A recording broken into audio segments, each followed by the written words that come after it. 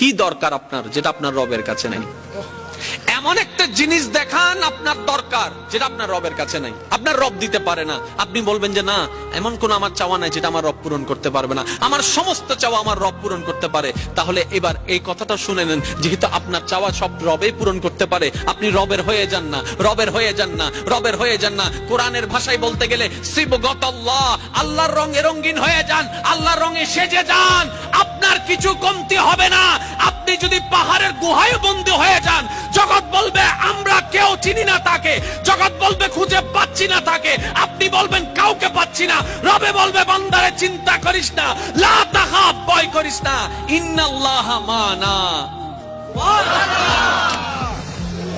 নবী এই মেসেজগুলো শিখানোর জন্য দুনিয়াতে এসেছিলেন। মুসলমানদেরকে আত্মবিশ্বাসী করানোর জন্য নবী রাহমাতুল লিল আলামিন দুনিয়াতে এসেছেন। বলেন না সুবহানাল্লাহ। আপনার আমার নবীর পিছনে ছোট বাচ্চাকে লাগাই দিল হাতে পাথর দিয়ে, পাগল আসছে মারো। ছোট বাচ্চা অত বুঝে না, মারতেই আছে মারতেই আছে। কাকে মারছে জানেন? যিনি আল্লাহর হাবিব। কার গায়ের উপর হাত তুলছে, কাকে আঘাত করছে জানেন? যার ঘরে জিবরাইলের মতো ফেরেশতা খাদেম হয়ে আসে। কাকে আঘাত করছে?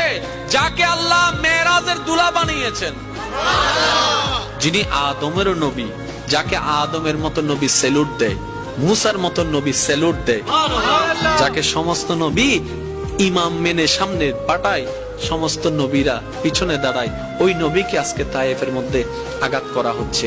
এই পাথরগুলা প্রতিটি আপনার আমার নবীর শরীর মোবারকে আঘাত করছে। আপনার আমার নবী কোনো টাকা তো চাইতে যায় নাই, ধন তো চাইতে যায় নাই, সম্পদ তো চাইতে যায় নাই, তাদেরকে আগুন থেকে বাঁচানোর জন্য ওইখানে গিয়েছে। নবী তাদেরকে বাঁচানোর জন্য গিয়েছে, তারাই উল্টা নবীকে আঘাত করছে, পাথর দিয়ে আঘাত করছে, যা তা ভাষায় কথা বলছে, বিশ্রী বিশ্রী কথা বলছে। আপনার আমার নবী কান মোবারক দিয়ে শুনছে, অন্তরে ব্যথিত হচ্ছে। এক পর্যায়ে পাথর একটি এসে নবীর রহমতুল লিল আলামিনের শরীরের মধ্যে আঘাত করলো। আঘাত করার পর আপনার আমার নবী দাঁড়ানো থেকে বসাই গেল।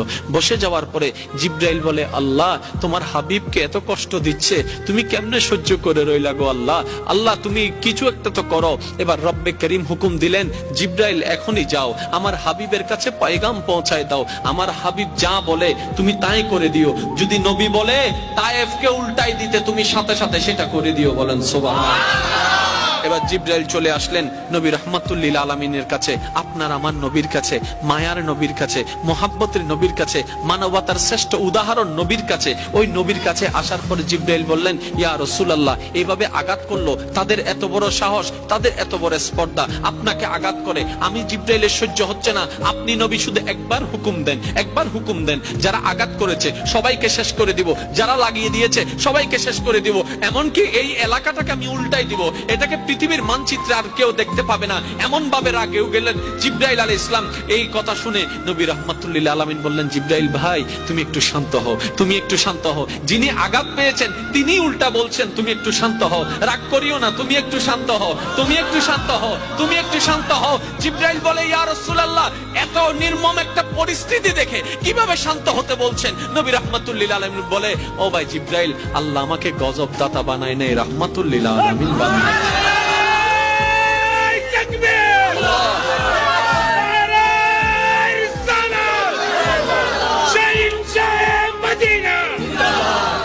উচ্চ আওয়াজ একবার বলেন না সুবহানাল্লাহ।